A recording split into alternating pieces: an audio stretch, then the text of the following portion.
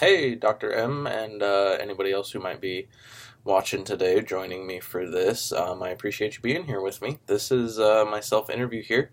My name's Johnny Pearson. Let me introduce myself. I'm Johnny. I am 28 years old. I live in Spokane, Washington, and I'm aspiring to be a ninth grade English teacher. So, when I first began kind of thinking about this project, saw the prompt for it a couple of weeks ago, I thought, this is an opportunity for some really cool editing, some fun lighting things I could do, camera angles, things like that. And honestly, I was thinking about that because I'm super camera shy.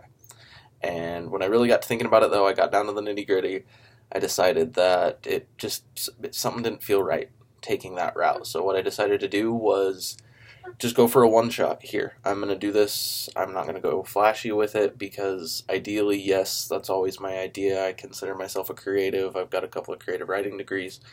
But when it all comes down to it, that's not what my future classroom is going to look like. I'm not going to have the chance to be flashy. It's going to be me in front of an audience. So that's what I went with today. I just want unedited, make it raw and real. So we're going to talk about my dispositions as a potential educator today. Um, and that's something I really wanted to explore is the being genuine. That's what I want to come through in my classroom. That's the first disposition. I mean, looking at the self-assessment survey, obviously, I don't think any of my classmates are going to say that they strongly disagree with anything on that sheet because if they do, maybe educating isn't the right idea. Honestly, when I look at that, I see everything that an educator should aspire to be, and if they're not, then I don't think they're in the right field for that. Whether it was like the sensitivity and the recognition of all of the social needs for your students, or modeling the integrity that you would want to see through your words and actions, everything like that, excuse me, like I said, hey, we're going unedited, raw, we're going for it here. Um, yeah, as I was saying, I don't think that any of those dispositions are easy to argue with. So what I really wanted to focus on is what I think I need to work on, which is a lot. I know, unlike a lot of my classmates, this is actually my first educational class I've ever taken, so that's a big deal for me. Also, knowing that I'm coming from a totally different aspect, I've basically been a student. When I graduated, I took about a year off, but that was really it.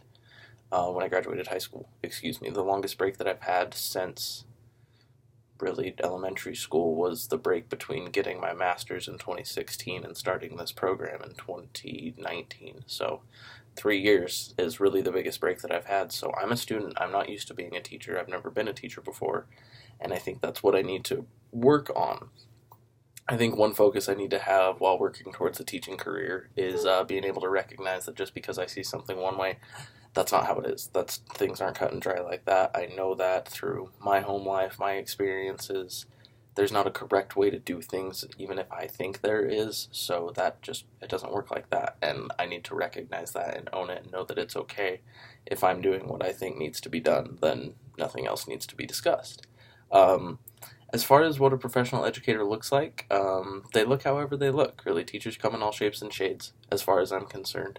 At this point in 2020, we're in 2020, a professional educator, as long as they're adhering to their school's conduct and policy and dress codes and everything like that, I don't think that there is a way that a professional educator should look. That seems very outdated to me and just not something that I would ever consider.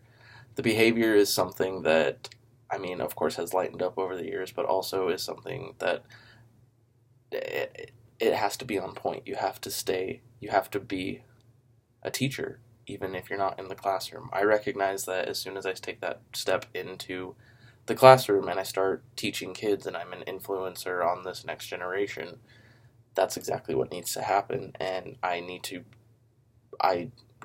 know that and carry that even when I'm not in the classroom, knowing that I am a part of the community now and I am involved in the future of these children. Literally, I am part of their future and helping them build towards that. So obviously maintaining awareness with social media, things like that are very important for a teacher, but that's really where I see myself in 2020. Thank you, anybody that watched this interview, and I really hope you enjoyed it. Thanks, everybody. Do what's fun.